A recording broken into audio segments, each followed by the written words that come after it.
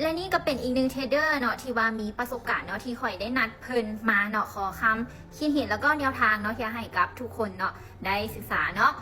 ใครที่ว่าขอมาก็ถือว่าในคลิปนี้นี่บ่พลาดแล้วแหละเนาะเดี๋ยวจะพาไปถามแนวทางกับน้องเพนเลย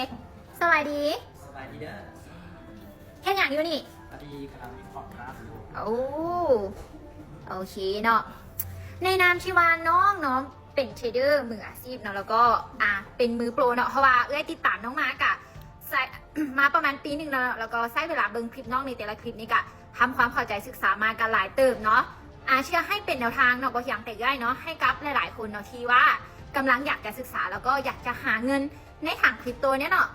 น้องมีวิธีการแนะนำอย่างไรเนี่ยเชื่อให้ก้าวถึงขั้นมือโปรได้สำหรับส่วนตัวของน้องเองนะชีวาจะแนะนำให้กับมือใหม่เนาะก่อนอื่นเลยอันดับแรกเราต้องเข้าใจว่าเรื่องมาคือทางการเพศเนี่ยความเสี่ยงมันค่อนข้างถือว่าจะสูงโดย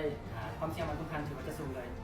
เพราะว่าการเพศเนี่ยโดยเฉพาะเลยไบนัรีออปชั่นตัวเนี่ยความเสี่ยงเนี่ยสูงเลยเพราะว่าเขามีครอบกราฟแต่30 วิ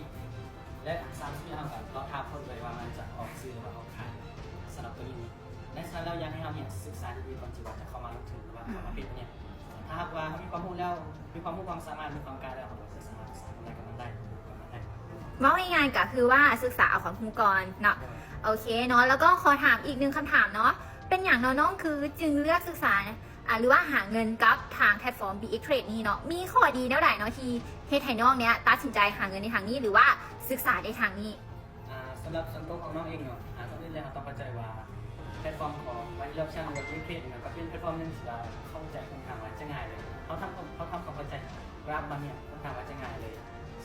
คือสำหรับน้องที่ว่าเป็นยังคือว่าเข้ามาเนี่ยเพจมาบริลี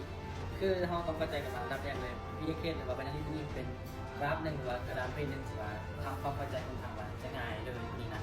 แล้วก็มันก็มีข้อดีแล้วก็ข้อเสียไปพร้อมมันคือข้อดีของมันก็คือกับจะเห็นพ้นไวเวลาที่เราก็ได้วิเคราะห์กราฟได้